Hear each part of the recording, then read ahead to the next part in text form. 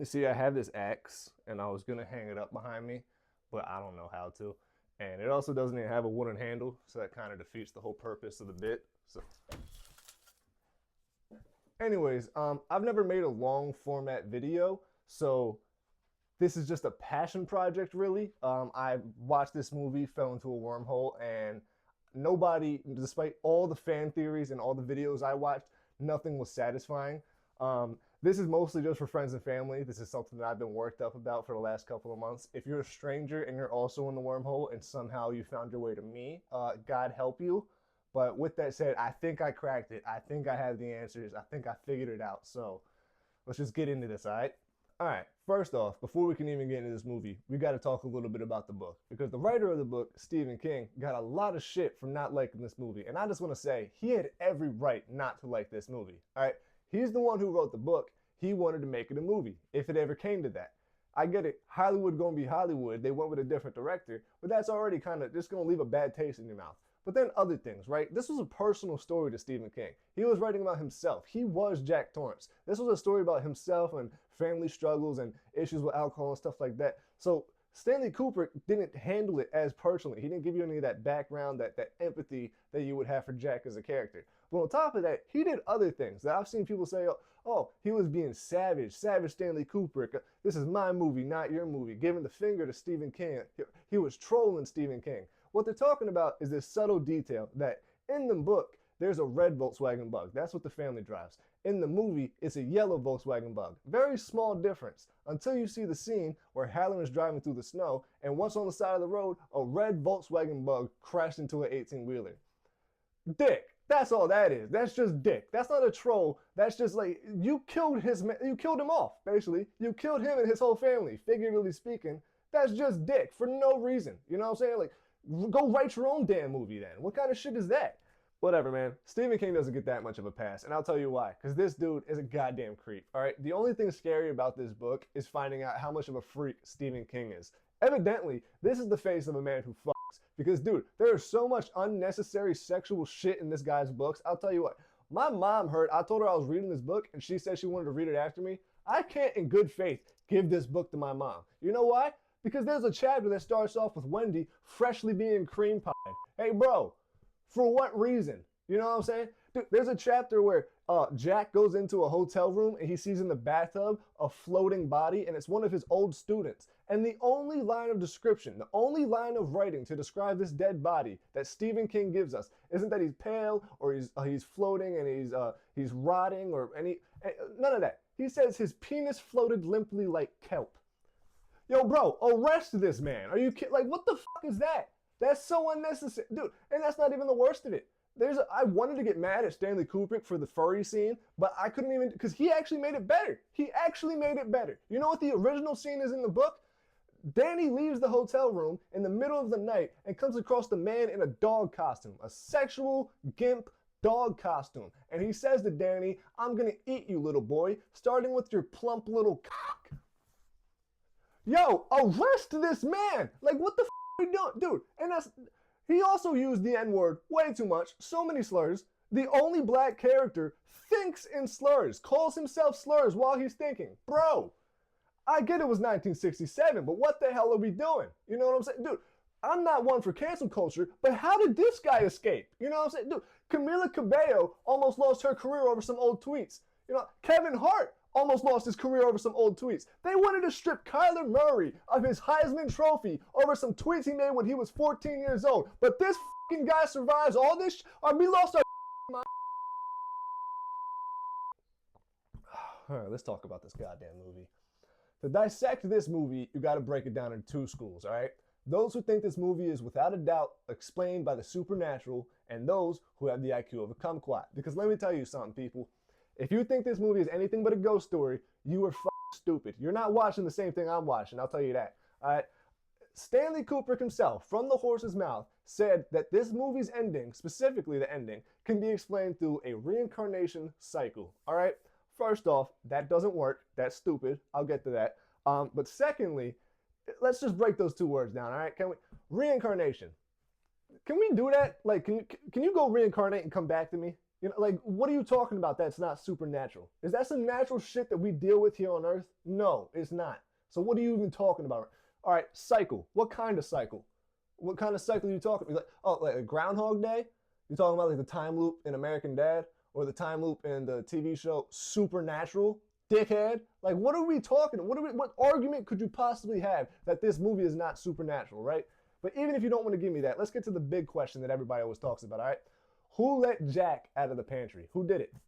Who did it? Some people think Ullman might still be in the hotel. That's a stupid theory. I'll debunk that in a second. But would it be Wendy? No, she's the one who locked him in the pantry. Would it be Danny? No, he doesn't even know he was in the pantry, nor could he reach the lock. Would it be Jack? No, he's in the pantry. So who would it be? I don't know. Maybe the ghost that we just heard Jack talking to before the door was unlocked and he walked out and nobody was there, like a fucking ghost would be. I mean, like, seriously, dude, the theories in this damn movie, the theories y'all came up with are so damn stupid, man. Even if you don't want to give me that, all right, fine. Ignore everything I've said. I'm wrong. I'm wrong about everything, all right? Danny has superpowers, does he not? This little boy can talk to people with his mind and sees visions of shit before they happen, does he not? I mean, seriously, these goddamn people, dude. What a stupid fucking movie.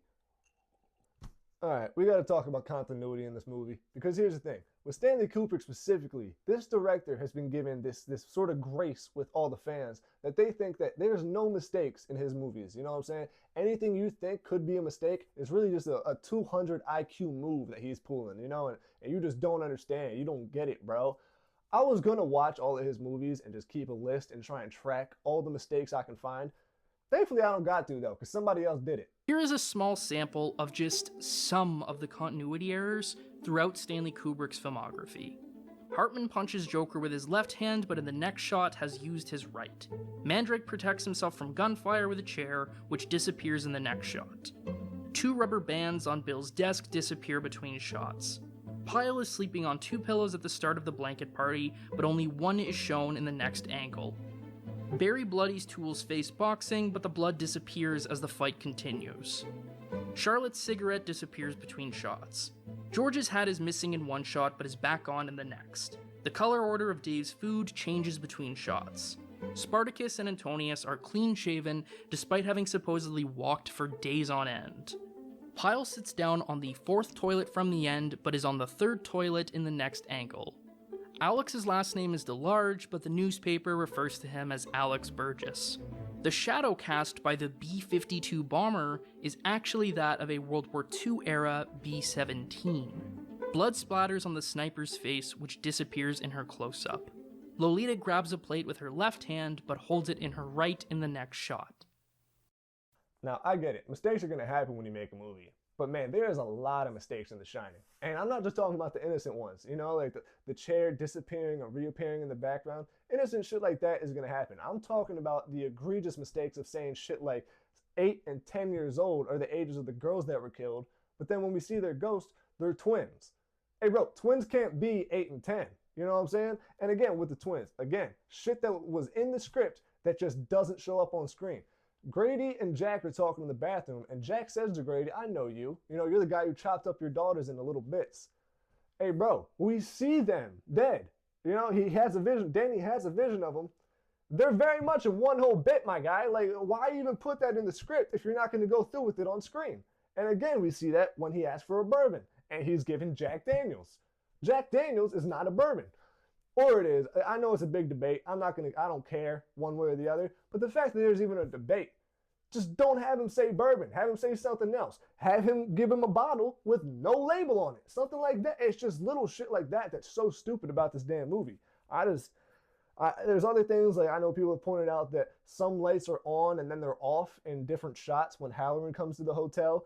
People have pointed out that the maze is facing one way in the beginning and then the entrance of the maze is facing a different way at the end of the movie. I don't know about that. What I do know, though, is that, again, putting in details that you don't need, in the beginning of the movie when Wendy and Danny first go into the maze, it shows them going in and it pans over to a map of the maze. Then we see an overhead shot of the maze. Hey, guess what? They're not the same fucking maze. Why even show us the map if you're not going to have it accurate? Like, just leave that detail out. I don't fucking get it. I don't get this guy. What's even more bewildering to me than that is the ending. I know the chase sequence is like super loved by people for some reason. That chase sequence is so goddamn stupid. Let me tell you one thing, all right? First off, I'm a skinny guy. I know I've climbed in and out a lot of windows, all right? If you can get your shoulders through, everything else will fit. Wendy was gonna fit out that window, but whatever, all right? Let's just say a mother's dumb enough to throw her son out into sub-zero temperatures, whatever, right? This boy's wearing a sweater. It just got powder, fresh powder all over him. What happens when you walk inside? That shit melts instantaneously. So now he's running around in wet clothes. This boy's what, 6 years old, maybe weighs 60, 70 pounds, if that, all right? He's running around outside in these negative temperatures, and you're telling me that he didn't freeze to death before Jack did. A man who's, I don't know, 5'10", 180 pounds, was just swinging around an axe, knocking down doors, running around the hotel. He's got blood pumping. He's real warmed up, bro. And you're telling me that he froze to death before this little boy in wet clothes. He froze to death before this 120-pound skinny bitch in a robe froze to death. All right. I'm going to call bullshit.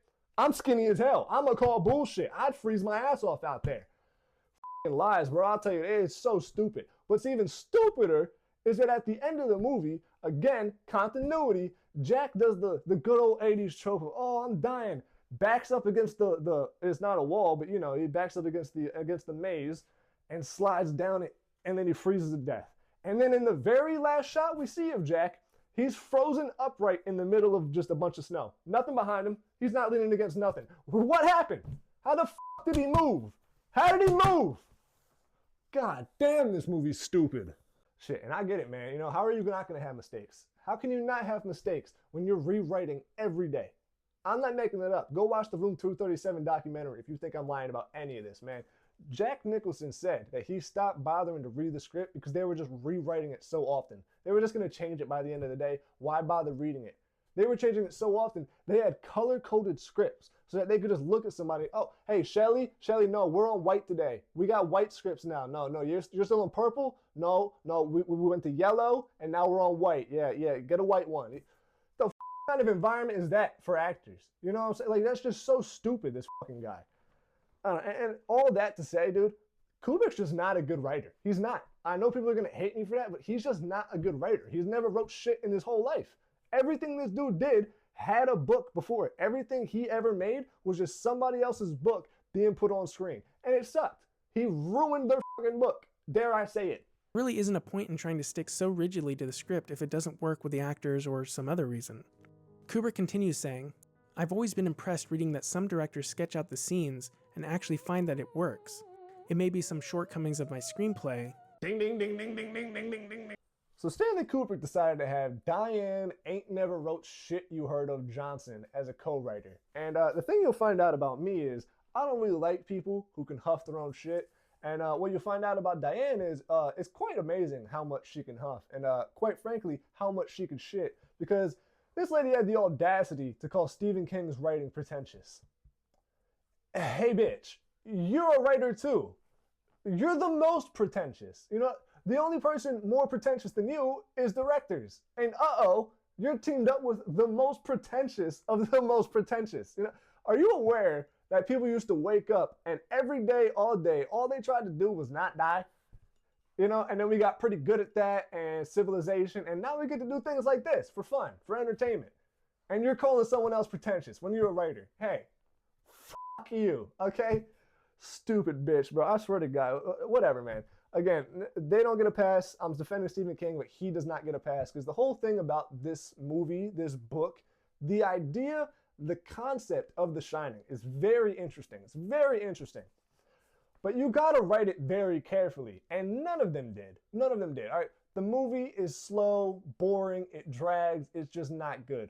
The book is slow, boring, it drags, it's just not good. Only about 100 pages of this shit is actually about The Shining. The rest is just dialogue that you did not fucking ask for. Actually, only this much is about Jesus. Only that, just that part. The rest of it is just the Jews going like, and then we walked for 50 years. And rewrites are not the only thing wrong with this movie. All right, justice for Shelley Duvall, because this guy, Stanley Kubrick, what a piece of shit. He treated this poor lady terribly just to get a more frantic or more authentic performance out of her for what, your shitty movie? You know what I'm saying?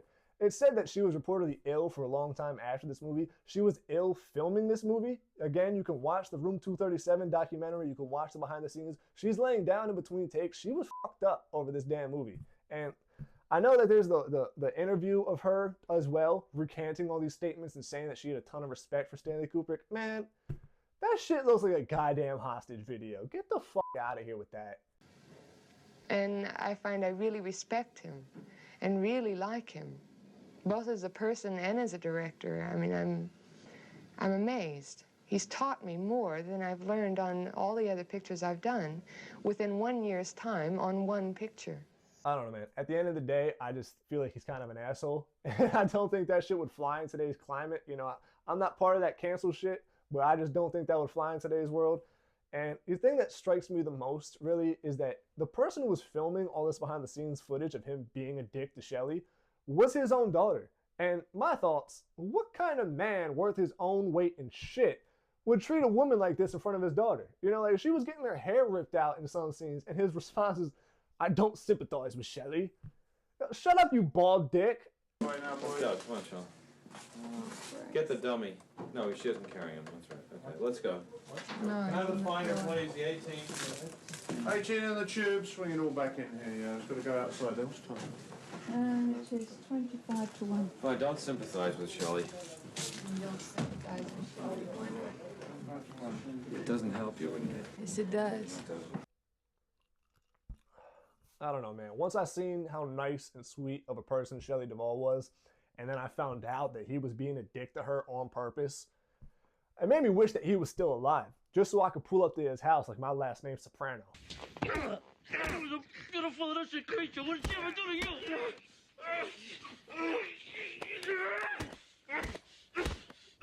You fucking killer! Now, my biggest beef with Stanley Kubrick is really just his cult-like following. You know, it's not even him, it's the fans. You know what I mean? Like, Stanley Kubrick is like the Eagles. I can see why people like him, but boy, the fans just fucking insufferable. You know, and people will die on this imaginary hill that this man was some sort of a genius. I'll increase the contrast to bring that out, but if we do the same contrast effect here, the sky remains utterly featureless. So yeah, I suspect this one is an interior set, but this one is actually outdoors. These are some full-on Jedi mind tricks from Kubrick. Yeah, Jedi mind tricks, bro. Totally, bro. Stanley Kubrick totally thought that people were going to take clips of his movie and put it into video editing software on their computers in 1980. Stanley Kubrick is probably my favourite Hollywood director of all time. Every one of his films is rich, astounding, patient, moving, and visually awe-inspiring. Bro, you sucked him so deep it choked both of us. I mean, come on. This man wasn't a genius, people. Alright, he was mentally fucking ill. Alright, I'll be the one to say it. Oh, he did complex math in his spare time, and he was obsessed with psychology and reading psychology books, and he would do takes 80 to 100 times.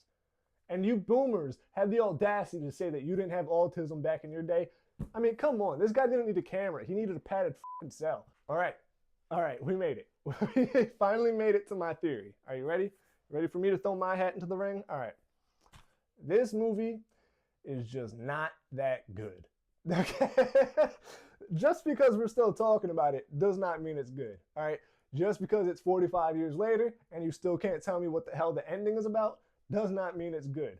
But I think this theory can make both sides happy. Those who love Stanley Kubrick and people like me who couldn't give a rat's ass. Alright? Because while the story, the writing sucked, the performances were great, the visuals were great, the everything, the score, the music, everything was great, but the actual writing. So, what happened, right? Well, Stanley Kubrick did do some genius shit. Like I said, obsessed with psychology, he took this as a chance to finally have an experiment on the entire world. He went and put out flyers after the fact that this movie flopped, 600,000 opening weekend, which even for the 80s is not good. 600,000 opening weekend, he sees that this movie is a complete flop. He goes, all right, put out a shit ton of ads saying how great it is. Put out a shit ton of ads saying the fear sweeping across, the wave of fear sweeping America. And everyone went, wait, what? I heard that movie sucked. I didn't go see it because I thought it sucked.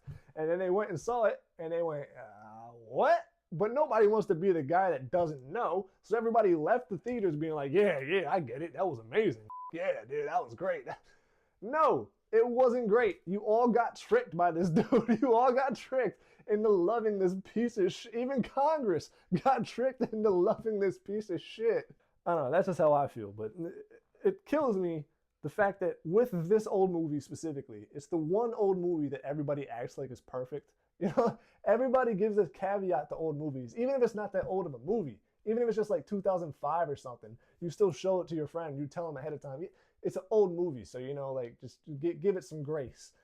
Even when it's not that old. But somehow, this movie from 1980 is like this perfect Mona Lisa under museum glass. You got to put on white gloves to touch it movie. It's not, bro. It sucks. And everybody knows it sucks. And even for its time, it sucks. Because here's the thing. We knew about scary movies. We knew about Psycho was out, The Omen, Alien, The Exorcist. You know, we had seen Michael Myers by this point. We had seen Pamela Voorhees. We hadn't seen Jason. He was coming in the next few months. But we had seen the first Friday the 13th that came out and did amazing. All of these movies did amazing in the box office, unlike The Shining.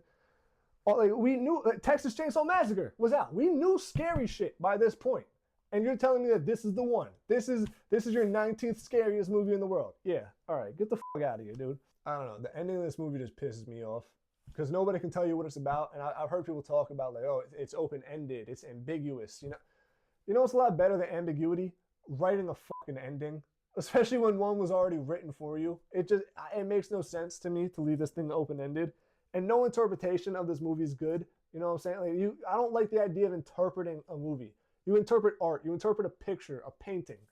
I'm paying you to tell me a story. What the fuck is the ending, bro? Like, it just blows my mind, dude. I get it. People are like, oh, he wanted this. He wanted people to interpret and dissect his... No. This movie is not good enough to dissect, all right? You want someone to dissect? Check out The Matrix, all right? How about Inception? How about Gravity Falls, all right? Yes, that Gravity Falls, the children's show, is better writing and scarier creatures on it than this goddamn shit heap of a movie. I guess we can get to the tennis ball significance, the Ullman theory. Hey, doesn't exist. You know why? Because it's deleted scenes and deleted rewritten scripts. So no, all right, no Ullman theory. He wasn't pulling the strings. Those deleted scenes with the tennis ball mean absolutely jack shit. It was not ready. Hollywood came knocking, asked for his movie. He said, shit, I ain't done, but he had to give it to him anyways. And then it was put out, and he found, all right, how can I salvage this? And what supports this theory is, and I can't believe I'm saying this, Tom Cruise, who I wouldn't trust to tie my fucking shoes, said that on the set of Eyes Wide Shut, he saw Stanley Kubrick in his spare time still editing this movie. I think that's true. I believe that he was just never done with this movie. He had to give it to Hollywood because timelines are timelines, but shit, bro, he wasn't done with it. And he's a perfectionist, just like you all say he is. He wasn't done with it, and he himself wasn't satisfied. Though he had to put it out, he saw that as a reason to try and, manipulate people and get them to go see a shitty movie. But he wasn't done. And I think we can rest on that. You know what's the best part about this? I was just talking the most shit. I did not write an ending for this video.